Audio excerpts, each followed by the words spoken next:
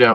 A semi-replaceable quarterback, which would have been Brady. Although most years it's that. This year it seems to be that if you don't have one of the top dogs, yeah. No, it's funny. I think running back is deeper than it's been in a couple of years. But again, that was with the Brees Halls and the Damian Pierce, like right. coming in. It had been a little bit deeper, and now just I guess maybe because That's a good point. I have real RB1s. And the ones that you thought were RB1s sometimes aren't. You get new ones every single year. Because if you looked at it, say you said, oh, Najee was an RB1. He got all the volume last year. And I went into that this year. Same thing with Joe Mixon. That's why I treated them almost the same. Okay, there's nobody else. They're going to get all the touches. They're on decent offenses. Or at least last year that the Steelers were a decent offense. The recipe is there. No. And then you go ahead and say exactly what we were just talking about, the Damian Pierce. Okay, well, he's a rookie, plays on a bad offense. The touchdowns won't be there. What is it going to be? And he's doing great. Yeah, no, I took him in both leagues. I thought you overpaid a little bit for him, but in hindsight, it might not be the case. I mean, because which was first, yours or Joey's? Which draft? I believe mine. All right, so I believe I drafted him higher in the one league because I had him, was like I can get him later, and I got him late. But then the next day, whoever the other running back was that was like gonna be the other guy that could be the starter got cut. And it was clearly he was gonna be the guy. Right. I do remember this. Yeah, he went up to like the fifth round at that point in time. And I'm not going to make sure we get him. Yeah, I'm not going to overpay for the unknown at that point in time, but it turned out okay. Last year I got caught in that I did a lot of the best guy available. I had great receivers, but I had like 2 running backs. Yep. I was like, no, I'm not doing it.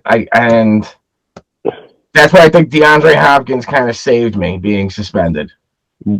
I typically have the best teams when you're starting the runs. Now, it's not always picking the best player available or whatever it may be. It's just like you just want to get caught on the right side of the run, because you don't want to be caught with the, I didn't get the running back or whatever it is. I could have taken this guy, but then now all of them went, and you end up with the J.K. Dobbinses of the world. That one. Joey's league, that killed me. I kept that son of a bitch.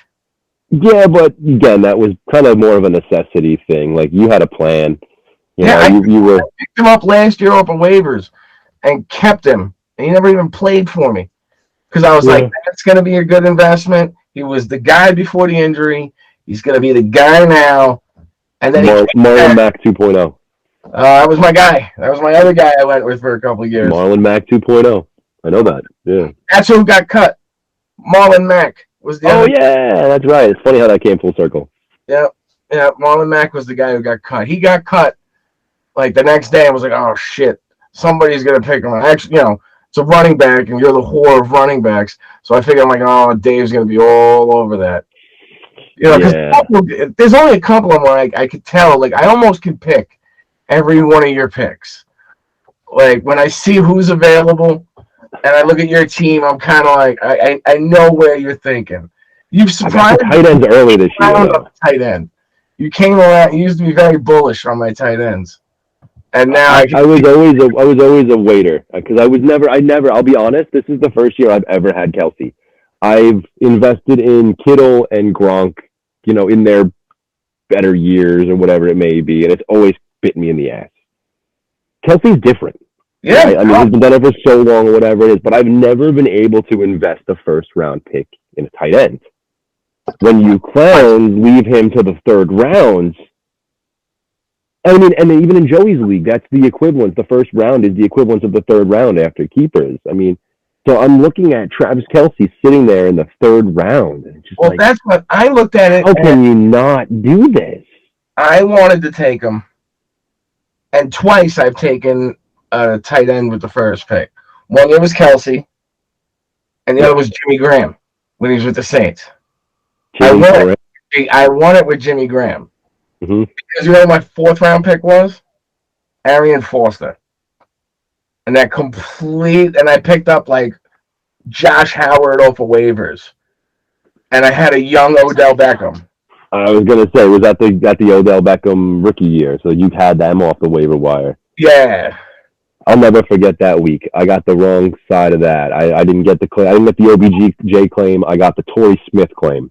I can't. The waivers kill me. I hate them so much. Well, that's what I was talking about too. We talked about even for this week. Yeah.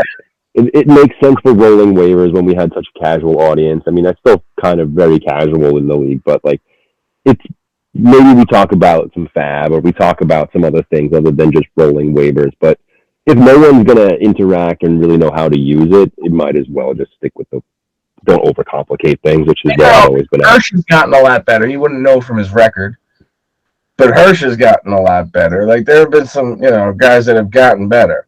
Oh yeah, I definitely understood the points, but you're playing with the same people year over year, so not only you understand the game, but you're also starting to understand your competition. Like you were just saying, I kind of know where some of Dave's picks are. I kind of know what some of Kevin's picks are going to be. I kind of know where some of these trends are going to go. I'm even catching with Brian. Like there's certain things I'm getting pretty good for knowing what Brian's going to do. Right, where those runs are going to begin, like I was talking about. I'm like I couldn't. Kelsey going in the third round, I couldn't take him in the second because I went against what I usually do.